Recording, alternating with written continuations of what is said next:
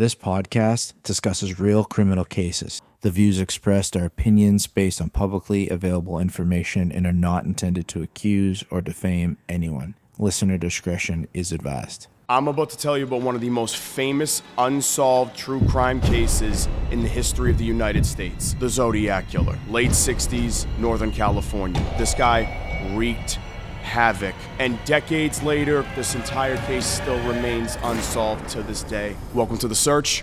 Let's get into it.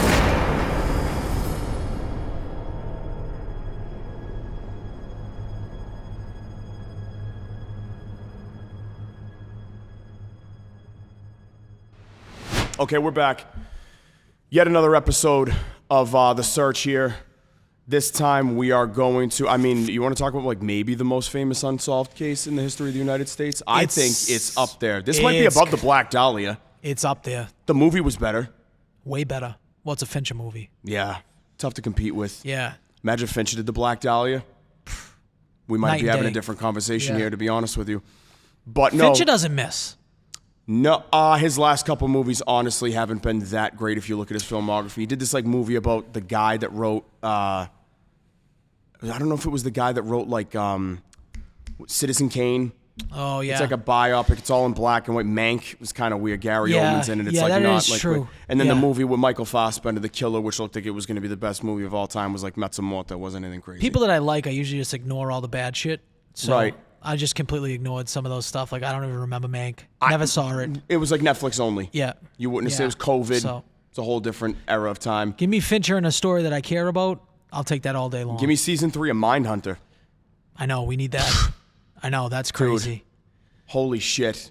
You want to talk about maybe the most underrated TV show of all time? Maybe not now because everybody like knows it and that's like what it's called. But yeah. But season 3 would be great. Yeah. At any rate, right?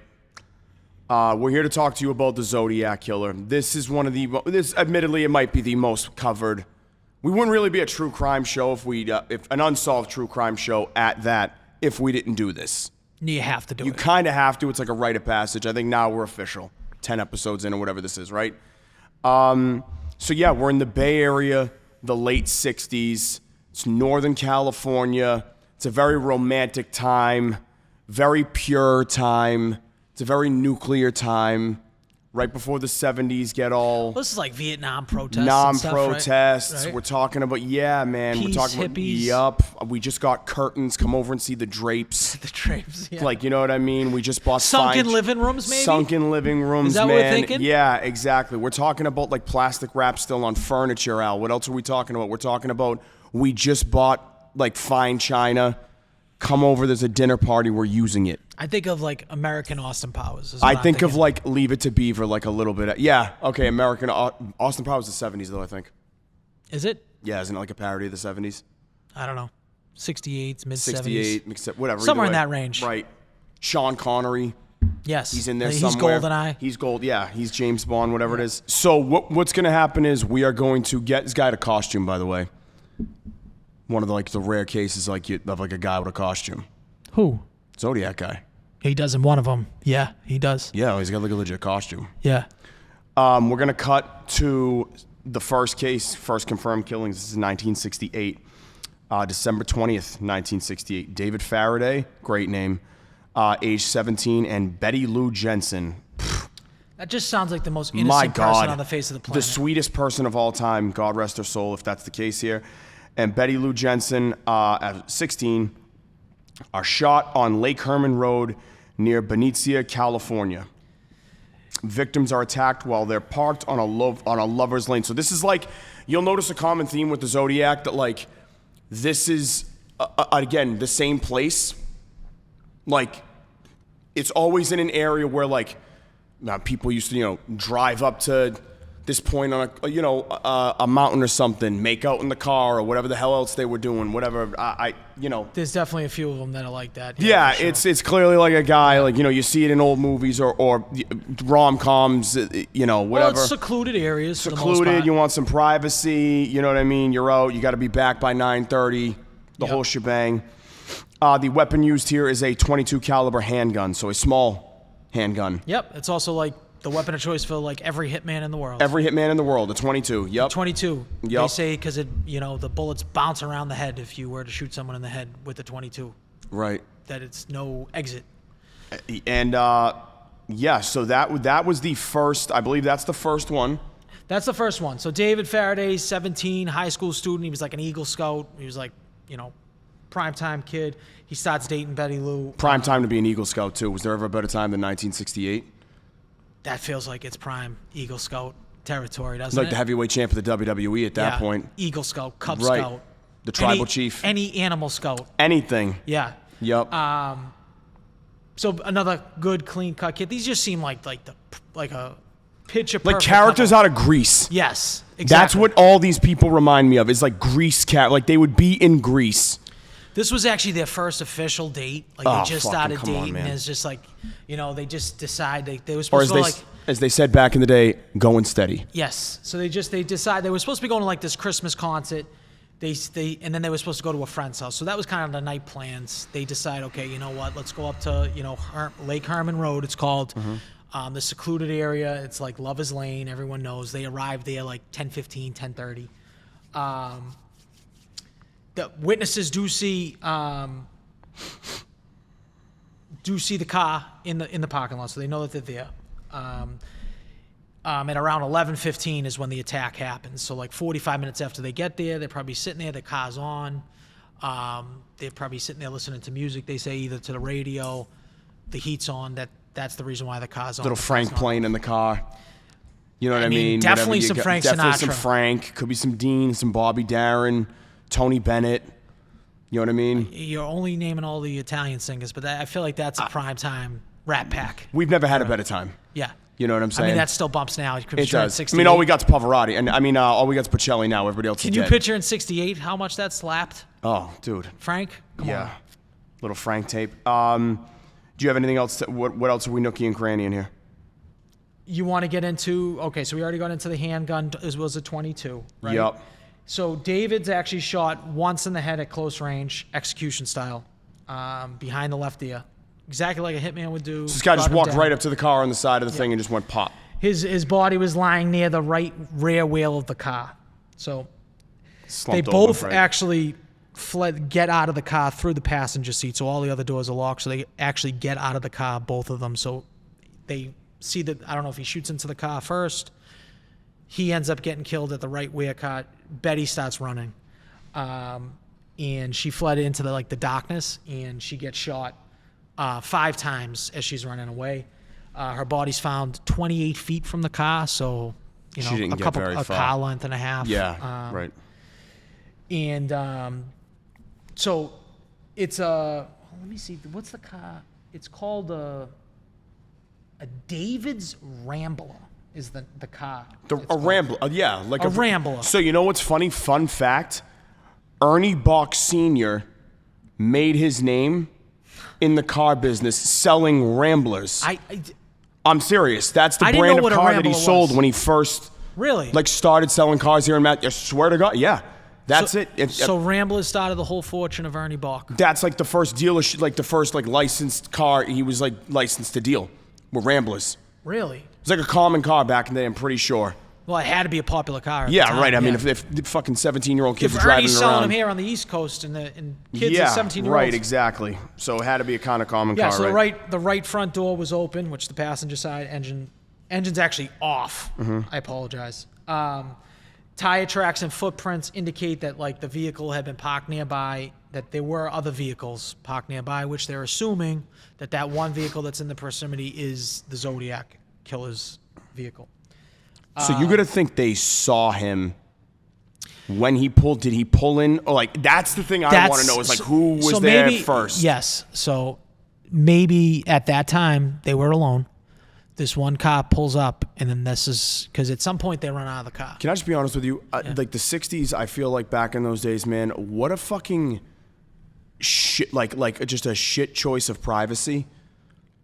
Because you couldn't fucking pay me money to go up to a secluded parking lot, wherever this is. I got a thing about being in dimly lit parking lots that I don't fucking like. If I'm gonna sit in a parking lot, it's gonna be well lit. You kind of sound like a prude right now, if we're being honest. No, I don't give a fuck, dude, to be Just- honest with you. I don't know. Because of shit like this, bro, you can't see who's walking up to your shit. But Like, you don't you know. gotta think there had to be some type of innocence back then. Like, you know what I mean? Like, even nowadays, right? Like, Yeah, oh yeah. I mean, so, who the fuck but thinks they're gonna... you didn't hear about this stuff back then. Like, they didn't hear about, like, 2 kids getting, like, gunned down, 16 years old. So, like, that wasn't probably even a thought in their mind that something like this Right. could happen. You know, they're just on their first date ever. They're like hanging out. They're like, nobody's violent. Yes. Ever. In real world. Again, peace, They're hippie, only all violent that in stuff. Vietnam. Yes. That's it, right. Betty Lou had no defensive wounds. They're saying that David died, like, immediately, obviously. He took the bullet in the back of the head. So, and she was just shot in the back. So she was just, you know, ambushed while she was fleeing, pretty much. And they said that, you know, Betty Lou, unfortunately, she bled out pretty quickly from the shots. Well, That's yeah, basically, right. You know. So then... So that multiple passing motorists actually, you know, reported seeing the Rambler early in the morning, but no one witnessed the shooting itself, right? Nobody heard it either. No one heard it. Right. Now, what happens is someone stumbles onto the scene, drives back. They had to drive back like 2 miles to town or to the city to actually report it. Like, To like oh my flag God. down a constable Yes. or whatever the fuck you had to do. Yes. Yeah. And I believe it was the next morning they found the bodies. Okay. Yeah, no robbery. So they didn't rob them. No sexual assault. They had things that maybe it was just this random thrill killing. Thrill, kill, passion, whatever the fuck. Yeah, right. One of those. There was no... like I said, it's not like he was trying to rob everything in the car and just wanted to get rid of the witnesses or whatever the fuck. This dude just clearly just wanted to kill these 2 people and targeted them. It's not until like 7 months later, the Zodiac Killer claims that he did it with some letters to some newspapers that he claimed, like, listen, I killed those girls. I mean, that couple, you know, 7 months ago. Speaking of... yeah, right. So speaking of 7 months later, we're going to cut to July 1969. The 4th of July. Yes. It's weird that they all come near holidays. The first murder is December 20th. It's right near Christmas. around the They're going to corner, Christmas concert. Now you got July 4th, Yep. another holiday. Yep. So now we have Michael Mageau, age 19, and Darlene Ferrin. Not enough Darlenes nowadays.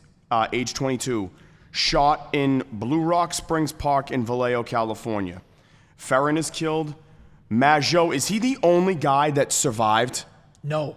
There's other survivors, right? I think there's one more. I thought one more. I know there wasn't a lot. I didn't know if it was 1 or 2 people. He survives and describes the attacker because I think he might still be alive. If I'm not mistaken. That's actually a great question. He definitely survived the attack. He definitely lived past it. I don't know if he's still alive present day. I thought there was. Then maybe I had it confused. There was one living survivor because I knew obviously not a lot of people did. It might have been 1 or 2 people, but. Yeah, I mean, he's born like 1950, so he would only be like 75 right now. So Right. It's very possible he is. So Darlene Ferrin, 22, she's actually married. She works as a waitress at Terry's Waffle Shop in Vallejo. Okay, so Vallejo's Northern California. A lot of these original stuff is in Vallejo, California. Okay. They say she's very outgoing, she's popular, and she has many friends and acquaintances. She lived in Vallejo with her husband Dean, but they had like a complex social life. So I took that as They were swinging from the chandeliers, baby. That's the way I took That's it originally. what it is, but I don't buddy. know if that's what they mean or if they just meant like they were kind of on the outs or they had like an agreement. String me up and call me Sally if that's the case, pal. Michael Mageau, he's 19. He's unemployed, and he dates casually. So basically, they're just on a date. Good for him. But listen, hold on. They just say that he's friends with Darlene, and she picked him up, and they were just going to have an evening out. They don't even say that they're dating. So there's nothing that says that they're dating. Obviously, it's a married woman in the 60s. Until you say I'm going steady, it ain't nothing. Until you say I'm going steady, it ain't nothing. I don't give a shit. It's the 60s, right? Yeah, it is crazy how like they did like announce it back then. Like 100%. It was like a thing. Yeah, right. Exactly. Me, I've been married with my wife for I don't know. Chrissy just kept showing up And at I the just house. keep saying she's my friend. Yeah. We're just still friends. Yeah, and she just kept showing Yeah. up at the house. Yeah, I put a ring on, but it's like we're just friends. Yeah, it's just cool. It's just a chill So thing. on this evening at around 11:30, Darlene gets picked up by Michael Darlene picks up Michael. I apologize from Gotcha. his house. They drive around Vallejo. They stop for food. Eventually, they head to that Springs Park, Blue What did Blue they got? Rock. What did they got from food? Have the old hamburger and a milkshake. It's a good question. Yeah. Same thing that everybody in 1969 was probably going out What and kind of getting milkshake food. are you? Are you a vanilla, chocolate, I'm a or black strawberry? and white guy. You like a mix? Yep. Everywhere. I get it at Five Guys. I get it at Kelly's Roast Beef. Everywhere I I'm can a do. coffee. If Bill and Bob. they have Bill a and coffee, Bob's. milkshake, Really? coffee, frap, Yeah, I don't blame you. I'm in. Yeah, all but day. how often is that at like a burger joint? Well, Almost never. Kelly's. Kelly's is a coffee frap? Yes, they Didn't do. know that. It's delicious. Yeah, so the Blue Rock Springs Park is another like local lovers lane type thing. Right. People go there. It's a 4 mile area. It's 4 miles away from Long Herman, so they're only 4 miles apart from that original killing to this killing, and it's another secluded area where like couples will go. For the North Shore people, it's probably like being down Revere Beach and then going to like fucking the top of Park Ave. Maybe even, Or even like further than maybe that. going to Lynn. Yeah. Like the I end of don't like even right. know. 4 miles is so close, especially like in California. Shirley Ave Yeah. to Point of Pines. Yeah, you're getting real Revere. Yeah, we Right have real now. Revere. Yeah, we're trying to get it for the North Shore people. And they're real quick. They arrive there. Slightly before midnight. They park in the parking lot. Another car arrives, parks next to them. Then they quickly left, and it kind of got Michael a little nervous. He kind of got nervous. Like they pulled up, then they left. He gets nervous. About 10 Like minutes. right next, not to cut you off, right next to Yes, the car? yes, So right this is next. the equivalent of you being in like a urinal in an Yes. empty bathroom and one guy comes up to you and just starts you're just peeing like, next to "What's you. wrong You're with like, this buddy, guy?" what the Yeah, fuck are you doing, exactly. pal? So 10 minutes later, the same car or similar car, this is Michael because Michael survives, returns and parks behind them now with the lights shining in. So this is now 12:10. So they're only there like 20, 30 minutes max. Now we're on July 5th, obviously, because it's past midnight. A man with a flashlight and a gun approached the passenger side. Without warning, doesn't say nothing, walks up and just starts opening fire. This time with a 9mm Luger. Michael's shot first in the arms and the legs, and he's severely wounded. Darlene was struck multiple times, they say, in the stomach and in the arms. The shooter walks away, but then he hears Michael. Michael's obviously he's shot, and he Is screaming in pain? Yes, he screams in pain Right. pretty much. He starts crying. He lets out some noise. So then he returns and starts firing back on them again. Hits him a couple more times. Hits her a few more times. Darlene was actually hit a total of 9 times total after he came back, and pretty much she died shortly after that. Michael was hit several times. They say 5 to 6 times, but survived. And it's the only eyewitness description at that time. This is how Michael describes his attacker. White male, either 20s or 30s, stocky build. They say 5'8" to 5'10". This is what Michael's saying at the time. Now, granted, it's extremely dark. He can't give that many features, but this is the way he sees it. Light brown hair, and he said that the attacker is wearing like casual dark clothes. Did he describe him with glasses on? Too, He right? doesn't. He doesn't say glasses. At That point. might have came from the second person or whatever the fuck, because Yes. the sketch The drawings sketch are, has the drawing on it. and like He any called- sketch, it looks like fucking every guy in 1969 ever. If you So this is why I don't think it's the same person, because that original sketch, he kind of has a skinnier face. We'll put up that sketch that we see. Michael describes him as like a fat face, like a thick face. got you. Like a broad face is what he says. So about 40 minutes after the shooting now, 12:40, right? A man calls the Vallejo Police Department from a payphone near a gas station down the road. He calmly stated, "Hey, I want to report a double murder. If you go 1 mile east on Columbus Parkway to the public part, you'll find the kids in a brown car. They were shot with a 9mm Luger. I also killed those kids last year. Goodbye." So he admits to killing those kids last year, which is the 7 months later, and he admits to doing the double murder. This is the first time Zodiac explicitly took credit. So this is the original time, and then the letters come after, for both the Blue Springs killings and that Lover's Lane. This is the first contact he's had with police, Yes. also. So right? now he's Like, starting this his taunting. Yeah. He reports the murder because now he wants to be found, and now he's taking credit for it. So now we're gonna. Oh, do you want me to jump ahead, or did you have more? Sorry. No, that's good. Okay, so August 1st, 1969, he mails 3 identical letters to newspapers with the cryptogram Z408. Yes. So that's the first, and like it's the most famous coded message he sends in 1969. The cipher itself is named Z408 because it contains 408 characters. It's sent July 31st, gets there on the 1st. 3 separate mailers. So 1/3 of the cipher goes to one paper, 1/3 of the cipher goes to another paper, 1/3 of the cipher goes to another paper. San Francisco Chronicle gets one, San Francisco Examiner gets the other one, Vallejo Times Herald gets the 3rd one. So they're all about 1/3. The cipher, hold on. The cipher uses 63 unique symbols. That's letters, circles, triangles, astrological signs, and it's supposed to. So basically, a cipher is like a grid. The way that he's doing them, he's making them into a grid, and they all mean different things, right? So he's using those 63 characters, unique symbols, to correlate to alphabet. When you see it it looks like a word search. Yeah, it's laid out 24 by 17 is the way Right. he did it. So 24 lines, 17 characters a line. So 24 down, 17 across.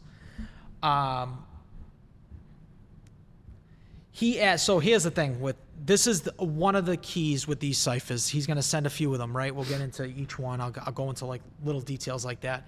His twist is that he misspells certain words and puts in like filler symbols that don't really mean anything. So that was why it takes so long. Well, it took a while to uncode. One takes almost 50 years to uncode. It's insane. This one actually got solved 7 days later. Yes, by Donald and Betty Hardin. Correct. School teachers. One's a school teacher and his wife in somewhere in California. They cracked it using intuition, which I thought I was just like, I don't even understand. Like That's a method that you can list. That's what I said. I thought the same thing. Like I just thought of Miss Cleo for some reason. Yeah, that's a method that you can list. I don't understand. Like what the fuck? Like I used into. So what I thought about it. What does that fucking mean? So I'm gonna go into it because I obviously had to look that up. Yeah. Like so basically what they did was.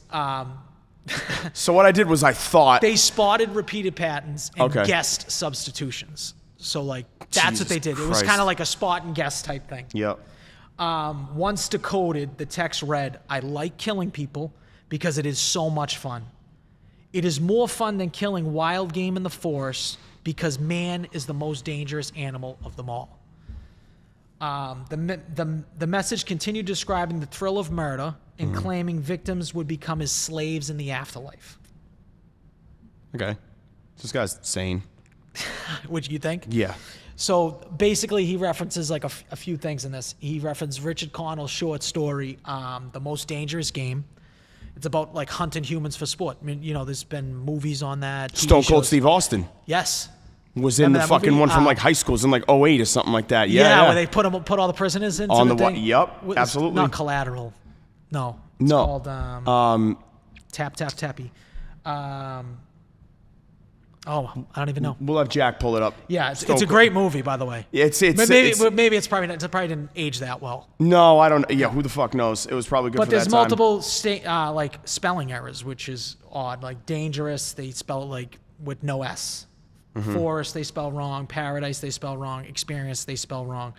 For some reason, he spells paradise with a C. Experience with a paradise with a C instead of an S. You know what I mean? He makes small little things.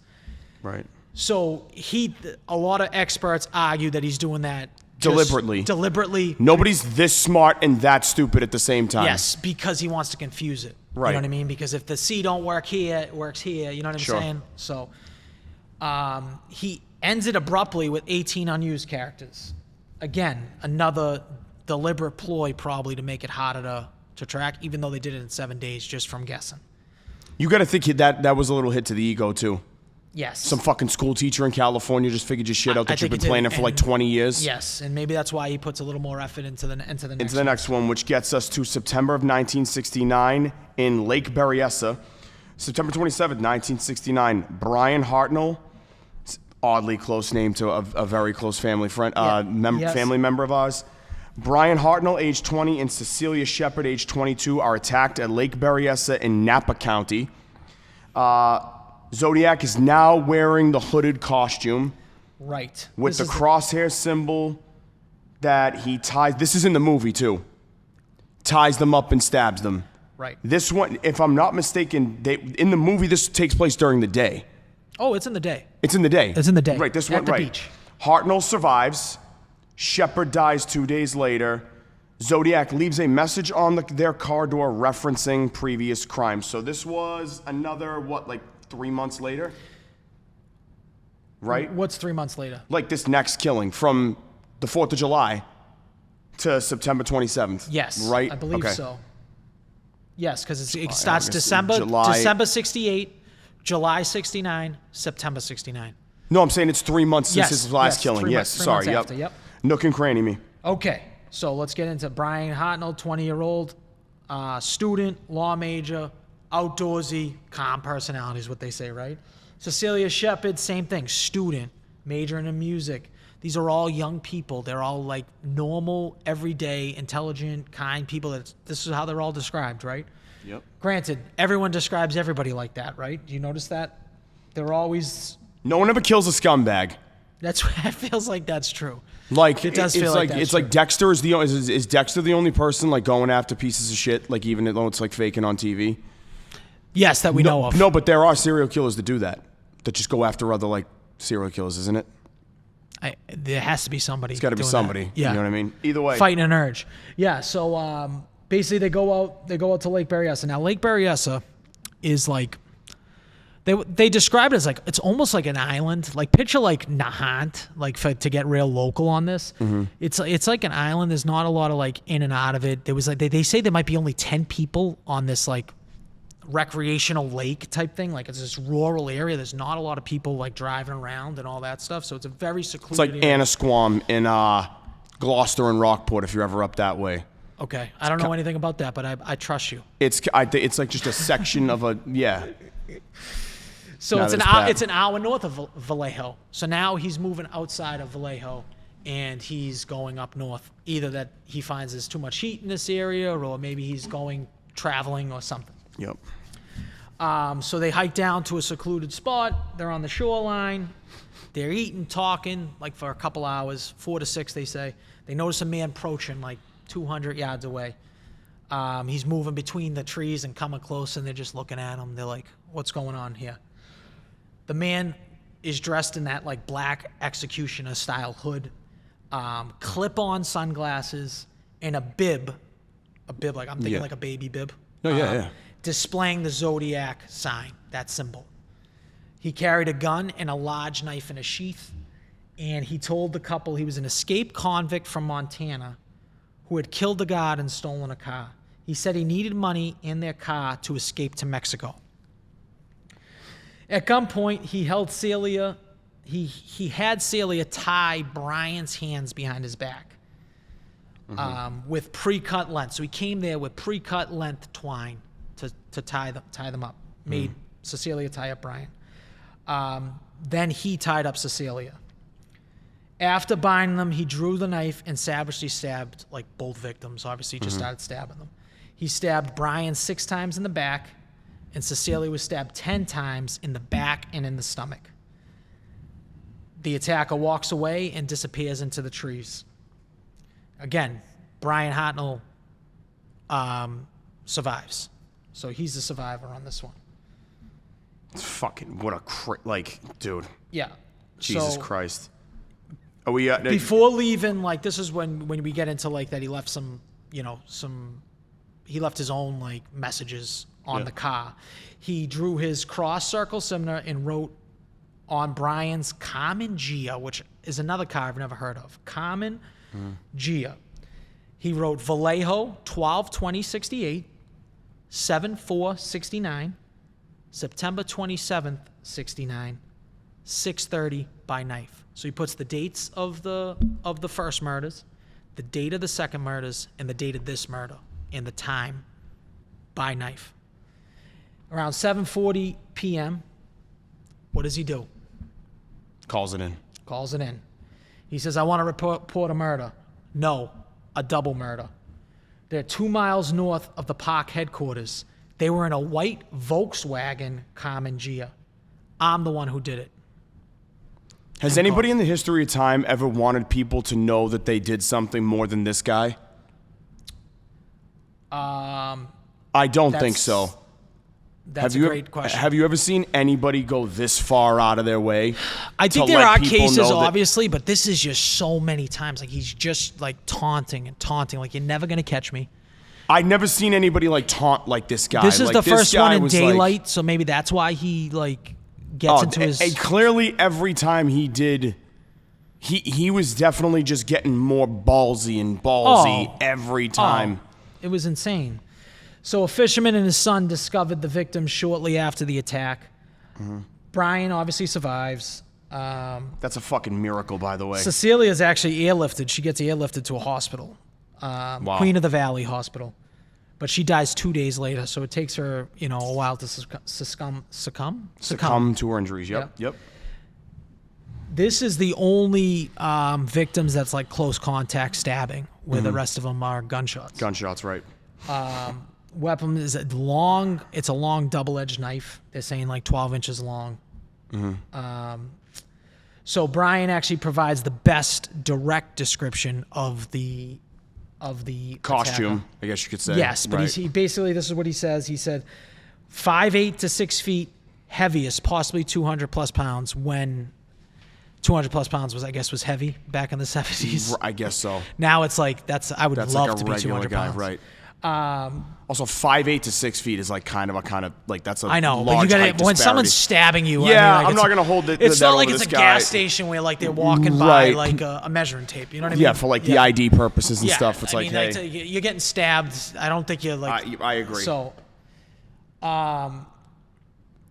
yeah. So I guess the call. So they end up tracing the call, which again, I don't understand how they have this like technology at this point.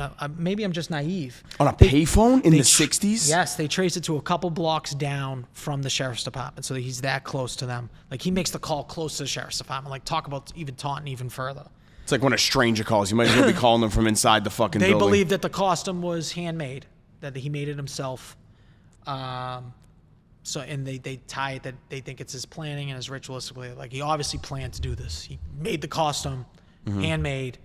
Already had pre-cut ties. Like, he planned this thing out. By the way, It if wasn't you're like he just looking for a current pop culture reference, the Riddler costume in the Batman was based on this Zodiac costume. Oh, okay. So if you're I looking could see for a that. real world example of what this might look like, Are you talking about the worst Batman movie, Robin Pattinson movie? the second best Batman movie of all time, Okay. is what I'm talking about, and that costume is the inspiration, for the Riddler costume in the Batman. Just wanted to throw that out there. Kind of interesting. 1940s is when call tracing became a thing. But you know how in like the old movies they'd be like, keep them on the phone, don't let them hang up. Right. Because it took a few minutes for them to actually be able to trace. It wasn't until I still can't believe the they could even 60s. do it, dude. That's So in the fucking 60s, crazy. they could do it quicker. They more like the 70s. It became a quicker thing. Yeah, so I don't know how they did that, but they trace it back just a couple blocks down from the sheriff's department, which is crazy. Are we good to move to October 1969? We're now in San Francisco, the San franchise. Taxi murder here. We are at October 11th, 1969. Paul Stein, 29, so an older person than this guy used to target. Cab driver shot in Presidio Heights, San Francisco. The killer took his wallet, his keys, and a piece of his shirt. Zodiac later mails the shirt fragment to the San Francisco Chronicle. Yeah. He taunting again. Paul Stein, he's 29, cab worker, college graduate. He was actually a substitute teacher. He was just like being a cab driver part-time. What a shift to take, you know? Yeah. October 11th, late evening, around 9:45 is when he picks up a fare at the intersection of Mason and Gary Streets. The passenger requested a ride to Washington and Maple Streets. Presumably he radioed that in. Like, is that like how they did? So then he deviates from this. So he deviates, and for unknown reasons, the cab stopped instead at Washington and Cherry instead of Washington and Maple. 1 block further west than like the intended destination. They don't know why. At the corner of Washington and Cherry, the passenger pulls out a handgun and shoots Stein once in the head, right behind the ear. The bullet came from a 9mm semi-automatic pistol. The killer then leaned over Stein's body, took his wallet, took his keys, tore away the shirt, wiped down and removed any fingerprints, wiped down the whole cab. What time of day was this? Or 9:45 p.m. So it's nighttime. It's nighttime. Yep, okay. 3 teenage witnesses across the street saw the crime through their window. So this is the first time. Now he's doing it in broad daylight. Not broad daylight, but more in the public than he's in done. like a city. Yes, or just on the corner of a street. This is like shooting somebody on Tremont Street in Boston. Yeah. They observed the killer in the car, and they initially thought it was a robbery or an assault. They called police. They described white male, 25 to 30 years old, about 5'10", stocky build, reddish brown hair, crew cut with glasses. This is where that glasses. This is where the glasses comes in. Yeah. Okay. So that's kind of like this description is the basis of that famous Zodiac. It's from those teenage kids seeing it in. So obviously police response, right? A miscommunication occurs somehow in this radio thing. Police were told to look for a black male suspect instead of a white male suspect. Nope, somebody's just a racist at that point, in my opinion. Don't know how you describe a white guy like that, and then somehow the guy changes races. No idea. No idea. So as a result, Donald Fook and Eric Zeems drive past a white male, matching the description on Jackson Street, 1 block away from the crime scene, and did not stop him. The man was later to believe to be the Zodiac Killer. And he narrowly escaped capture. And they said, nope, we should get a black guy instead. So days later, Zodiac, he starts mailing letters. Yeah, here we go. To the San Francisco Chronicle. What's inside? A piece of Paul Stein's shirt, the one that he took off him. He mocked the police for failing to catch him, because now taunt him again like you almost had me, but you didn't. And he claimed that he had spoken with the officers that let him go, which is... Did any officers corroborate that statement? No, but I believe there's... we'll get into it a little bit later. There is a little bit of more backstory to that. Okay, cool. Are we good to jump to November 8th, 1969, or did you have another nook and a cranny for that? Nope, that's good. Yeah, we can fly down to that. All right, so we are going to November 8th, 1969. So now we're getting in close proximity here. This is monthly now. This guy's heating up. He's feeling good about himself, and he's feeling confident, clearly. His ego is at an all-time high. November 8th, 1968. Z340 cipher is sent. This is the 50-year one. Yeah. Unsolved until 2020. Yeah, I mean, I can get into that if you want to get into that one, tell you what it says and all that stuff.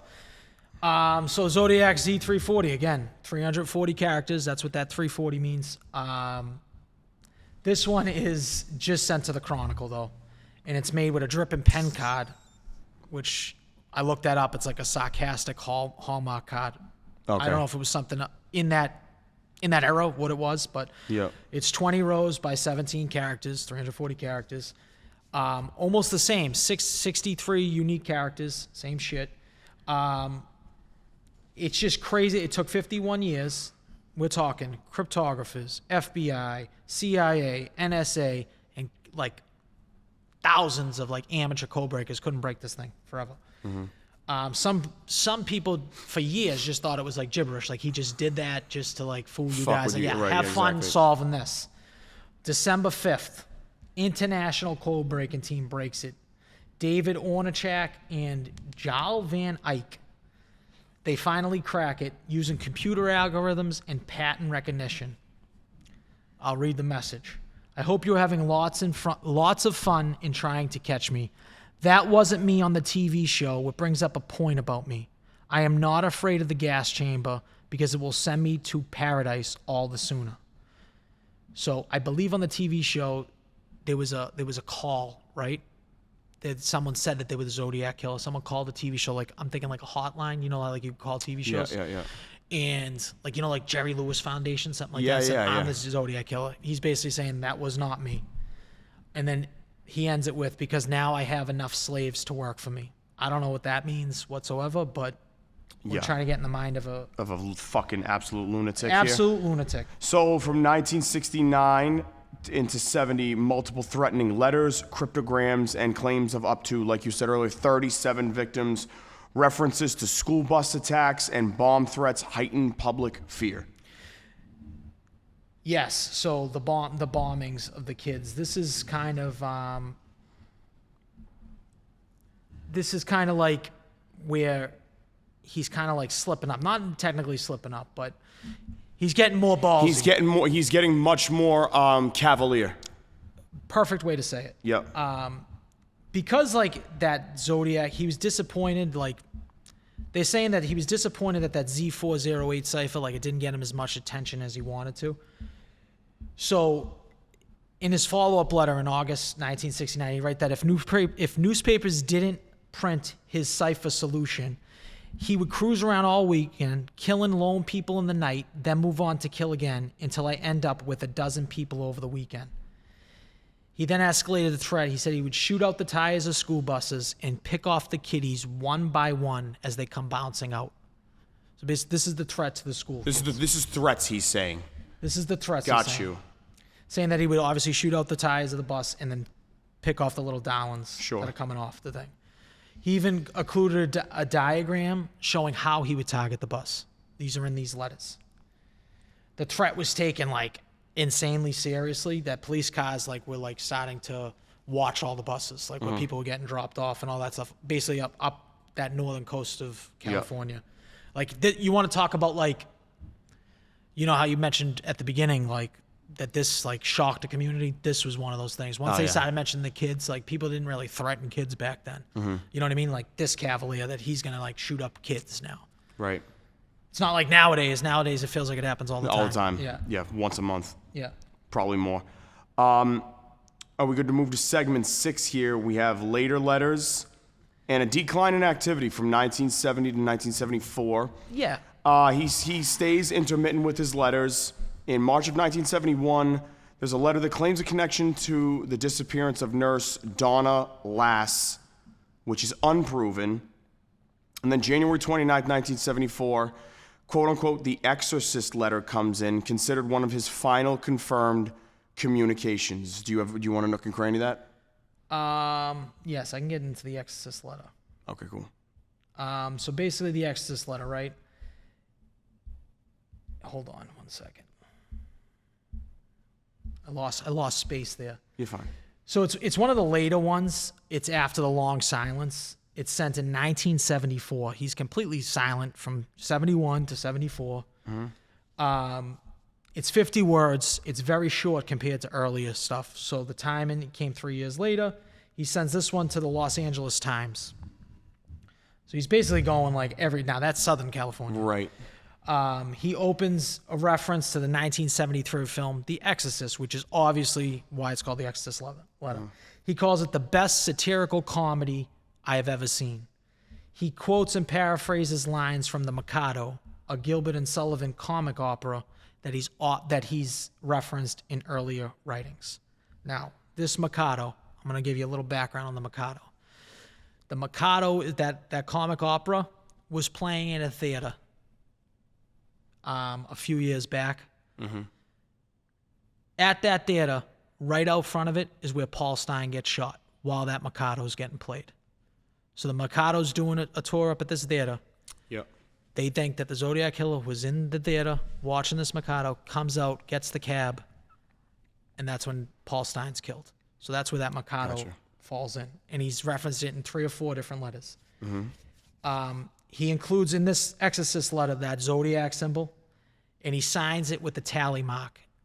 Me equals 37. SFPD, San Francisco Police Department, equals 0. Meaning he's killed 37 people. Police haven't caught him on any of them. That's where that Exorcist character comes in. Okay. Gotcha. Exorcist letter. Sorry. And then are we going to move to the suspects and the theories? I think we can move to that. Okay. Arthur Lee Allen, whatever it is, he's the prime suspect. I think he's the topic of that documentary that I just recently watched, the 3-parter on Netflix, which is really good. Anybody should watch it. I forget what it's called, Jack, if you want to pull the name up. I think it's called This is the Zodiac. This is the Zodiac speaking. Yeah, it's right. I believe he's the guy that's the focus in it. If not, correct me. I watched it like 2 months ago. Let me know. He's the prime suspect.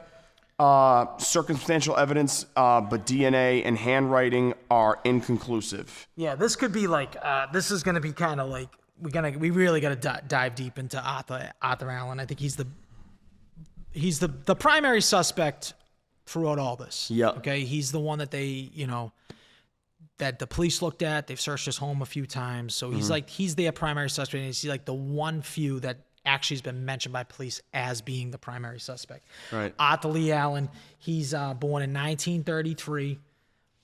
So he kind of fits the age range. People saying 20 to 30. He's around 35 for the murders. Sure. So he's in that age range. Only child. He's educated. He served in the Navy. He's a trained sonar technician, whatever that means. I'm guessing he worked on sonar radars in the Navy. Yeah, right. Submarine stuff. Yeah. He was an elementary school teacher in Vallejo. So he lived in Vallejo. He was fired in 1968 after accusations of sexual misconduct with students. Yep. So, scumbag. Yep.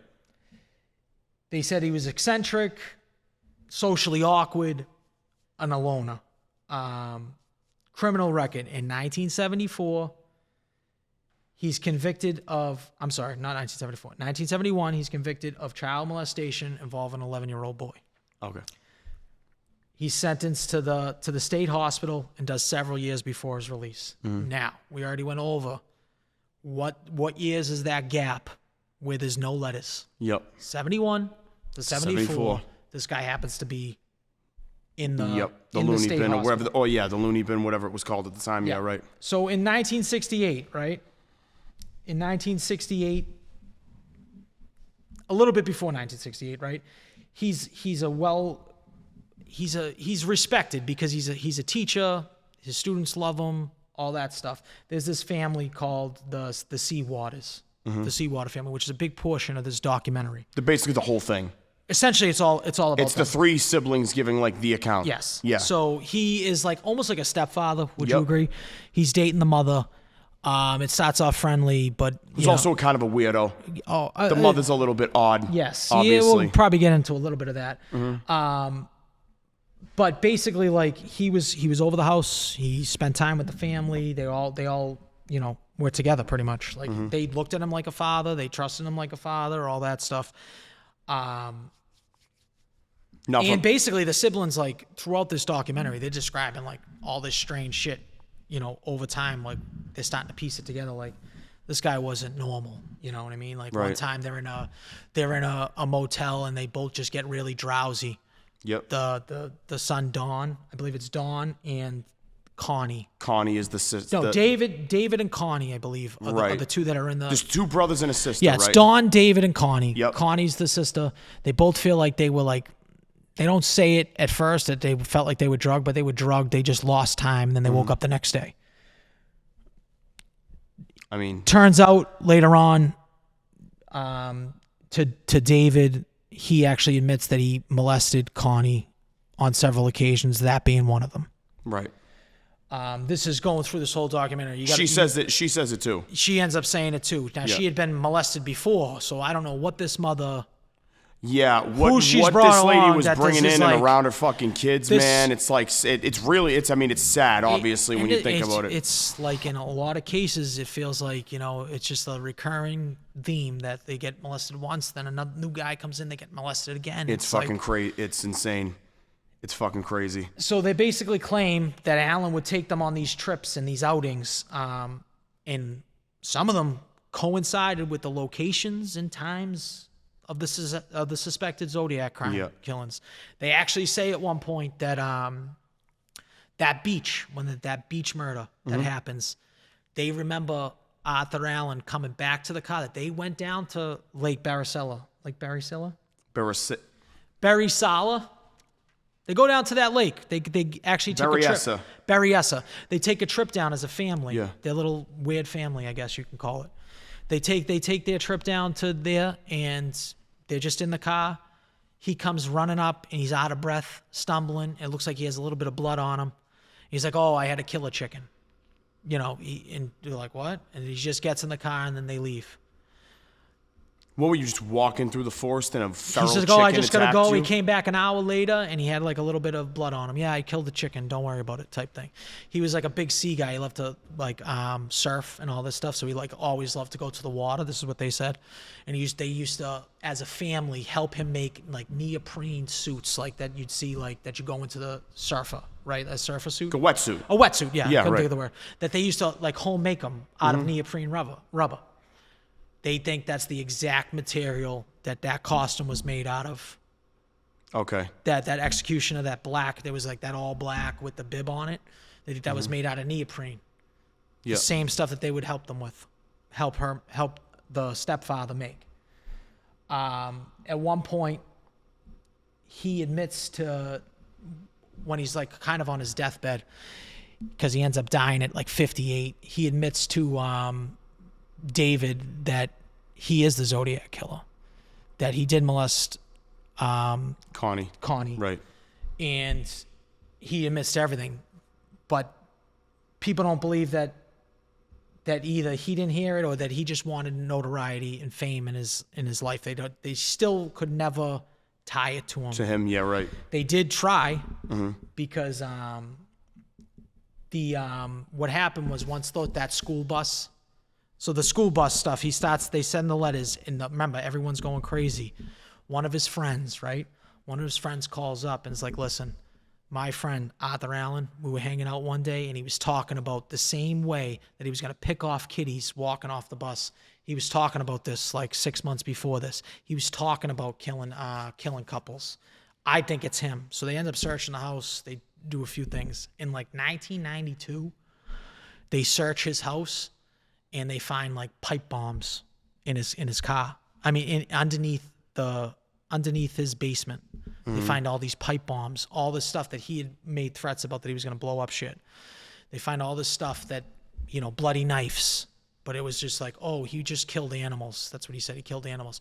They found animals and like dissected stuff in his freezer. Like guts of animals inside of his freezer, all this stuff. Again, I don't know what else. It's one of these things where you're like, what the fuck else do these people need to see? Yeah, he had a possession. He had, guess this is another thing. He had a possession. He had a Zodiac watch, the brand, actual Zodiac watch. They asked him, he was like, "Oh, I just like the name of it." That's what he told the police officers. He liked the name of it, but it was like he was like flashing it to them. They said, Sure, like he was like showing it off. The craziest thing is they actually, if you remember in the documentary, do you remember when the reporter comes to the house and is like, "Listen, you're being suspected of being the Zodiac Killer. Do you have any like comment?" Yep. And he's like talking to her, and he's like, "All right, come in." And then they come in, they sit down for an interview. They end up sitting down for an interview, and he's like, "Whatever you do, blur my face. Like, I don't want to be blurred." And he's saying how he's not the Zodiac Killer now on this interview. Then they end up unblurring his face, right? Pretty much. So like, go watch that interview, and you could just see like a crazy person like looking at him. But he looks way older than 58. Yeah, he looks like They he's like age in his in like late, dog years. He looks like he was in his late 60s. Yeah. So Like- I don't know if it was because of the sickness, because he had heart problems, if that's why he was aging that long. But, the bombs in the 58. house, a whole bunch It's of all stuff. yeah. lines up Everything's where there. like- It's like, okay. Then you get the next guy, Gary Francis Post, whatever, named in 2021 by a group of investigators, but evidence is disputed. Do you have anything on that guy or no? Yes, I do. I have plenty of that. You know what I want to do? I do want to mention one thing. Sure. So one person was actually pulled over at that Lake Berisala. Totally forgot about this. Like I said, only 10 people on this 25-mile peninsula. It's this secluded place.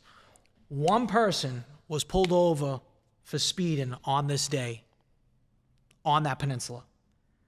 Police noticed blood on the seat and asked, "Why is there blood?" He says he killed the chicken, is what he said. And they let him go. So the same story that he told the kids. That guy was Arthur Allen. So he gets pulled over on that day on that peninsula by a cop with blood on the seat, and they let him go. Oh, yeah, he just killed the chicken. With his kids, killed the chicken. Right. Just let him go. I don't know how you walk away from that one. What a coinky dink. Yeah. You would think, like, okay, we just had a murder, 2 kids. 2 kids get murdered, or, one ends up surviving. Why don't we look at all the people speeding? Arthur Allen, right? Like, you'd think that it would, okay, where's the knife type thing.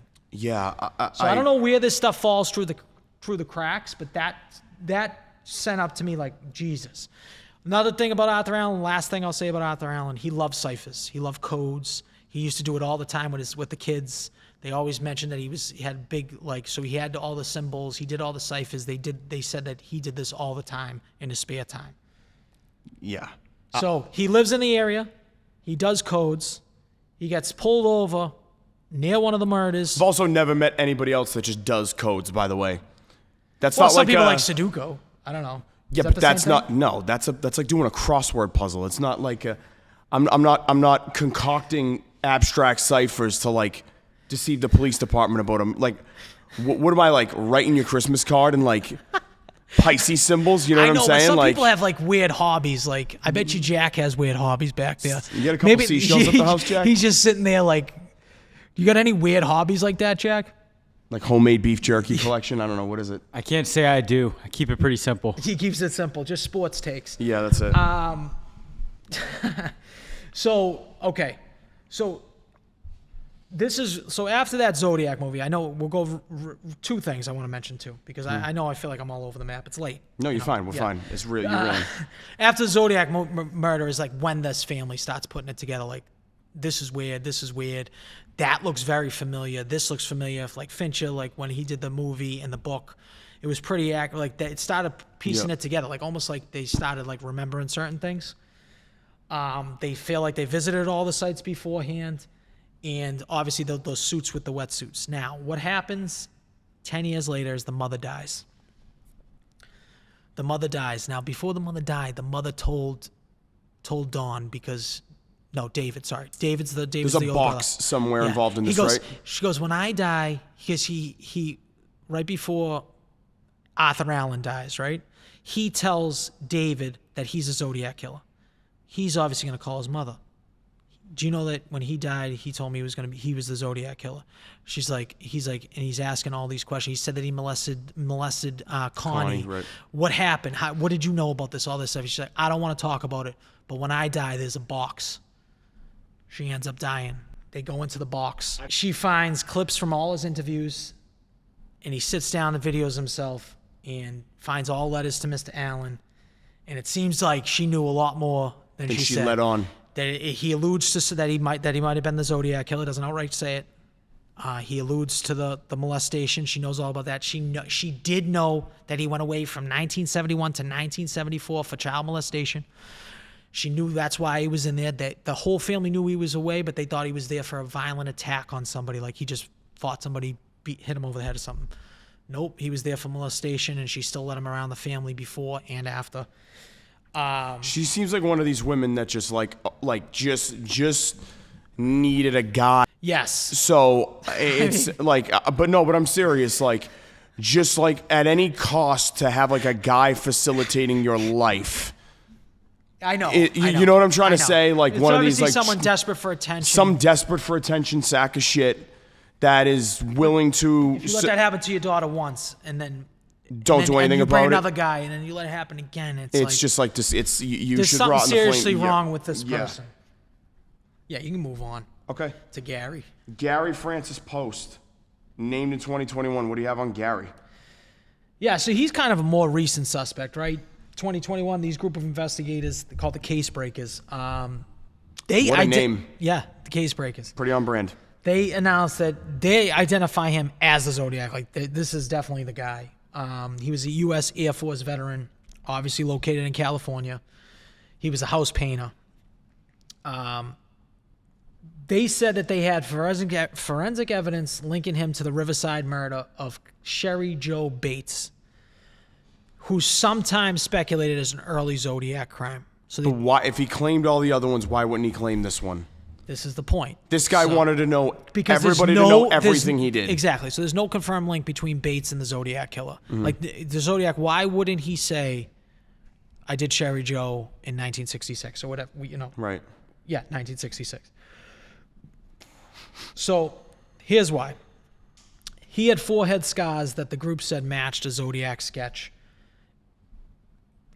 But they're saying, the people that are like on the opposite side are saying, no, those aren't forehead scars. Those are wrinkle marks. Because if you notice in the sketch, I believe there's wrinkle marks across the forehead. They're saying, no, they're forehead scars. So they suggested that removing Post's full name, so if you take Post's full name from the Zodiac ciphers, like completely remove it from it, it reveals hidden messages. Again, this is another thing where they just think these people are just thinking too much. These code breakers are just thinking too much. But a few people later in life that they talked to said that he bragged about being the Zodiac Killer. None of these claims have obviously been like substantiated right. with any evidence. No DNA matched to him, but no DNA matched to Arthur Allen either. Right. His saliva didn't match.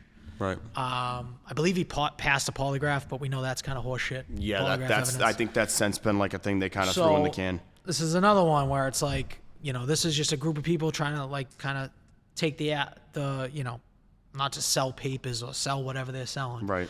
This is what they feel. They think that this is the guy that did it, but I don't really see much behind it. Yeah. I now when we move on to Richard Gaikowski.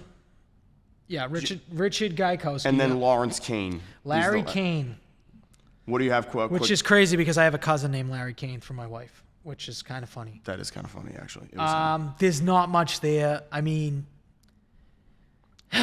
he was basically Gaikowski was actually an informant that like he told the like Zodiac researcher Tom Voigt, he was one of the guys that researched it, that an informant told Tom Voigt, I said that wrong, that he believed Gaikowski was the killer.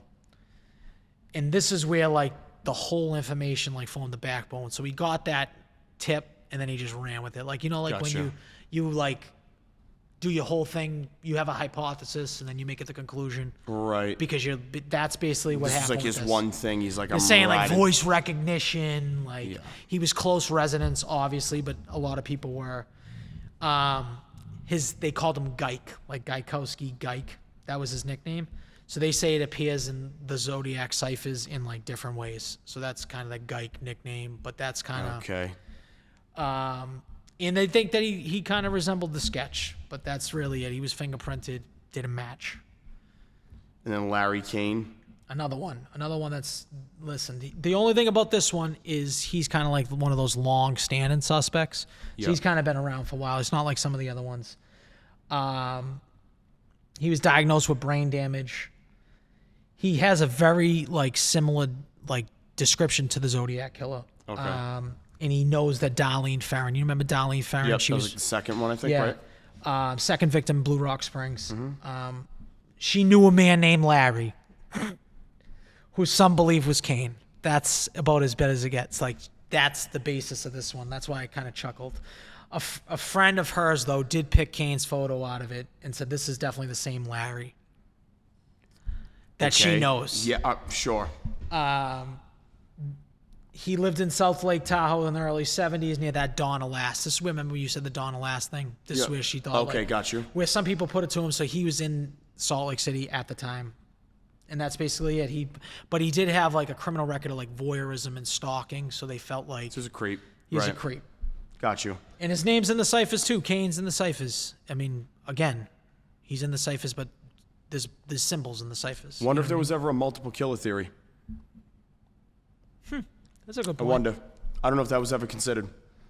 If it was a group of people. This seems like to me, so the whole Zodiac Killer seems to me as someone like an egomaniac. It does, like a that wants solitary full credit person. Yeah, you're right. for himself. You're right. I think there was a lot of people that like claimed that they were, and there was probably some copycat shit, maybe some letters and stuff that came to things that it's clearly a copycat. Someone just wanted a little bit of fame, but I don't think it could have been multiple people, just for the reason that this guy was fucking crazy. Like, Yeah, this he dude wanted everybody the to whole know who he spotlight. was, yeah. And then to wrap this up, obviously the Z340 cipher was finished and was cracked, broken, whatever, in 2020, excuse me. Yep, that's that one that was resolved 50 years later. Yep. They're exploring forensic genealogy similar to the one they used on the Golden State Killer case, the Golden State Grizzly, whatever the fuck you want to call that. So that's kind of like the 23andMe. That's the way I'm taking it. Like the 23andMe, people give their stuff. Like, how's their relation to someone that's given it to? You know what I'm saying? Right. That's what they're going through, those databases. And yeah, it's just really the only thing. Unless you had anything else you wanted to add, No. There's pretty much. That's it. I mean, in terms of theories, it's I Arthur don't know Allen how all it's. day. I don't know how it's not that guy. I don't know how it's not him. I just don't see how. There's too much. There's too much. There's more yes than no. There's too much, bro. The stepkids place him at many of the scenes. Now, granted, they're younger, 40, 50, 60 years later, they're remembering these days. Could they have just went to any beach? Maybe. It's possible, right? Sure. These are all possibilities. The fact that the fact that he gets that ticket at that beach, the fact that he has blood, she corroborates the blood. The police saw the blood. I can't picture anybody else besides Arthur Allen. The Mikado playing at the theater. Then he comes out and he shoots the cab driver. It's all, yeah, I don't. I thought they said in the documentary the mother also knew that he was. Well, inside the thing, he's alluding to it. Right. So I just think that she kind of probably put the blinders on and was like, I love him, you know.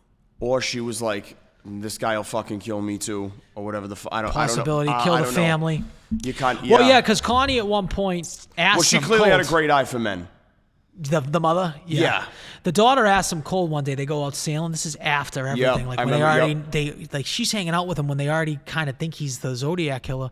She's going sailing with their two daughters and she kind of knows that he like molested her. It's crazy.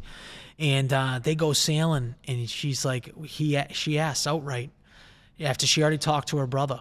And he admitted to the brother that he was a Zodiac Killer. She asked, "Are you the Zodiac Killer?" Yeah. And he goes, I could tell you, but I'd have to kill you too. Like, Right. this guy clearly is admits it to the son, admits it to the daughter, and he got the letters in the box that she has hidden. And he knows how to say it to people just enough to like get their interest, Yeah. but not fully admit to it, which is in a way another form of attention that he's Yeah. like seeking. You know what I mean? Yeah, So but go watch that documentary for sure. Documentary's wild. Yeah, it's it's a definitely wild one of the better documentary. ones. It's the best one that I've seen on it. And go watch Zodiac, the actual movie. It's insane.